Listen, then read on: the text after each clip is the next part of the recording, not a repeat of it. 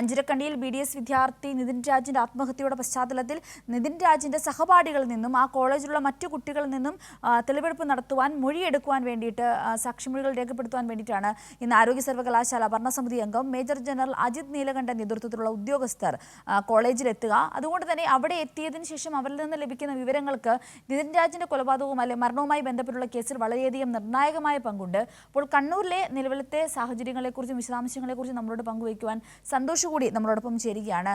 Santhosh, good morning. ഇന്നിപ്പോൾ ഇതാ ഈ ഒരു വിഷു അവധിയും മറ്റും ശേഷം വിദ്യാർത്ഥികളെ നേരിട്ട് കാണുവാൻ വേണ്ടിയിട്ട് അന്വേഷണ സമിതി കോളേജിലെത്തുന്ന സാഹചര്യമാണുള്ളത്. എന്തൊക്കെയാണ് അവിടെ നിന്നും പങ്കുവയ്ക്കുവാൻ സാധിക്കുന്ന പുതിയ വിവരങ്ങൾ? സിന്ദൂരി, നിതിൻ രാജിന്റെ മരണവുമായി ബന്ധപ്പെട്ട് ഇന്ന് അഞ്ചരക്കണ്ടി ഡെന്റൽ കോളേജിൽ ആരോഗ്യ സർവകലാശാലയുടെ അന്വേഷണ സമിതി അംഗങ്ങളാണ് തെളിവെടുപ്പിനായി എത്തുന്നത്. ഈ സമിതി കോളേജിലെത്തുന്ന സമിതി അധ്യാപകരിൽ നിന്നും അതോടൊപ്പം തന്നെ വിദ്യാർത്ഥികളിൽ നിന്നും മൊഴി രേഖപ്പെടുത്തുകയും വിദ്യാർത്ഥികളുടെ പരാതികൾ ഉൾപ്പെടെ പരിശോധിക്കുകയും ചെയ്യും എന്നുള്ളതാണ് മനസ്സിലാകുന്നത്. ഈ ആരോഗ്യ സർവകലാശാല ഭരണസമിതി അംഗം മേജർ ജനറൽ അജിത് നീലകണ്ഠന്റെ നേതൃത്വത്തിൽ അന്വേഷണ സമിതിയാണ് അഞ്ചരക്കണ്ടി ഡെന്റൽ കോളേജിലേക്ക് ഇന്ന് തെളിവെടുപ്പിനായി എത്തുന്നത്. അതേസമയം തന്നെ ഈ കേസ് അന്വേഷിക്കുന്ന പ്രത്യേക അന്വേഷണ സംഘം, പോലീസിന്റെ അന്വേഷണ സംഘവും ഇന്ന് ഈ വിദ്യാർത്ഥികളിൽ നിന്നും മൊഴിയെടുക്കാൻ തീരുമാനിച്ചിട്ടുണ്ട്. ഇന്ന് ഒന്നാം വർഷ വിദ്യാർത്ഥികൾ, ഈ നിതിൻ രാജിന്റെ സഹപാഠികളായിട്ടുള്ള വിദ്യാർത്ഥികൾ കൂടി കോളേജിലേക്ക് വരുന്നുണ്ട്. അതുകൊണ്ട് തന്നെ കോളേജിൽ ഈ പോലീസിന്റെ അന്വേഷണ സംഘവും ആരോഗ്യ സർവകലാശാല സമിതിയും ഇന്ന് തെളിവെടുപ്പിനെത്തും എന്നുള്ളതാണ് അറിയിച്ചിട്ടുള്ളത്. അതേസമയം തന്നെ ഈ ആരോപണ വിധേയനായ ഡോക്ടർ റാമിനെതിരെയുള്ള പ്രതിഷേധവും കണ്ണൂരിൽ തുടരുകയാണ്. ഈ ഡോക്ടർ റാമിൻ്റെ എടക്കാടുള്ള ക്ലിനിക്കിലേക്ക് രാവിലെ 10:30 DYFI പ്രവർത്തകർ പ്രതിഷേധ മാർച്ചിന് ആഹ്വാനം ചെയ്തിട്ടുണ്ട്. കഴിഞ്ഞ ദിവസം ഈ തലശ്ശേരിക്കടുത്തുള്ള ചിറക്കുനിയിലുള്ള ഈ ക്ലിനിക്കിലേക്ക് DYFI പ്രവർത്തകർ മാർച്ച് നടത്തിയിരുന്നു. 2 ക്ലിനിക്കുകൾ റാമിന് കണ്ണൂരിലുണ്ട്. ഈ എടക്കാടും ചിറക്കുനിയുമാണ്. അത് എടക്കാടുള്ള ക്ലിനിക്കിലേക്കാണ് ഇന്ന് DYFI പ്രവർത്തകർ മാർച്ച് നടത്തുന്നത്.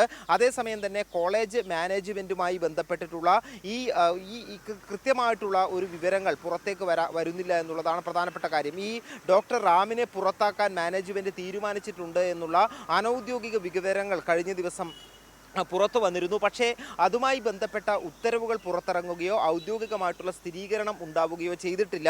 ഒരുപക്ഷെ ഇന്ന് അതുണ്ടാകാനുള്ള സാധ്യത കൂടിയുണ്ട്. എല്ലാ ഘട്ടത്തിലും ഈ ആരോപണ വിധേയരായ അധ്യാപകരെ സംരക്ഷിക്കുന്ന നിലപാടാണ് മാനേജ്മെൻറ്റ് തുടർന്നത്. അത് വിദ്യാർത്ഥികളുടെ ആരോപണങ്ങളിൽ തന്നെ കൃത്യമായി തെളിയിക്കുന്നുണ്ട്.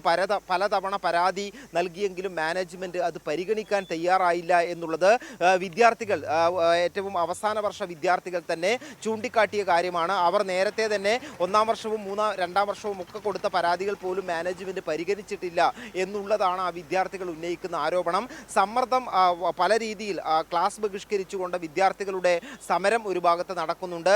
മറ്റ് വിദ്യാർത്ഥി യുവജന സംഘടനകളുടെ സമരം പുറത്ത് നടക്കുന്നുണ്ട്. ഈ വലിയ പ്രതിഷേധങ്ങളുടെയും സമ്മർദ്ദങ്ങളുടെയും പശ്ചാത്തലത്തിലാണ് ഡോക്ടർ റാമിനെ പുറത്താക്കാനുള്ള ഒരു തീരുമാനത്തിലേക്ക് എത്തിയിട്ടുണ്ട് എന്ന് കഴിഞ്ഞ ദിവസം മനസ്സിലായത്. പക്ഷേ അത് തീരുമാനമായി ഇതുവരെ പുറത്തു വന്നിട്ടില്ല. അങ്ങനെയാണെങ്കിൽ ഈ തീരുമാനം പ്രഖ്യാപിച്ചില്ലെങ്കിൽ വിദ്യാർത്ഥികളുടെ സമരം തുടരും എന്ന് തന്നെയാണ് അറിയിച്ചിട്ടുള്ളത്. അതുകൊണ്ട് തന്നെ ഇന്ന് ഈ തീരുമാനം ഒരുപക്ഷെ ഉണ്ടായേക്കാം. അതോടൊപ്പം തന്നെ ഈ ആരോഗ്യ സർവകലാശാല അന്വേഷണ സമിതിയും പോലീസിന്റെ അന്വേഷണ സംഘവും ഇന്ന് കോളേജിലെത്തി കൂടുതൽ തെളിവുകൾ ശേഖരിക്കുകയും ചെയ്യും. ഒരു ഭാഗത്ത് DYFIയുടെ പ്രതിഷേധം ഈ ക്ലിനിക്കിനെതിരെ ഇന്ന് ഉണ്ടാവുകയും ചെയ്യും. സിന്ദൂരി.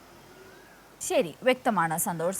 സമഗ്രമായി തന്നെ സന്തോഷ് ഇതുമായി ബന്ധപ്പെട്ട് ഇന്ന് കണ്ണൂരിൽ അഞ്ചരക്കണ്ടിയിൽ നടക്കുവാൻ സാധ്യതയുള്ള വിവരങ്ങളാണ് പങ്കുവച്ചത്.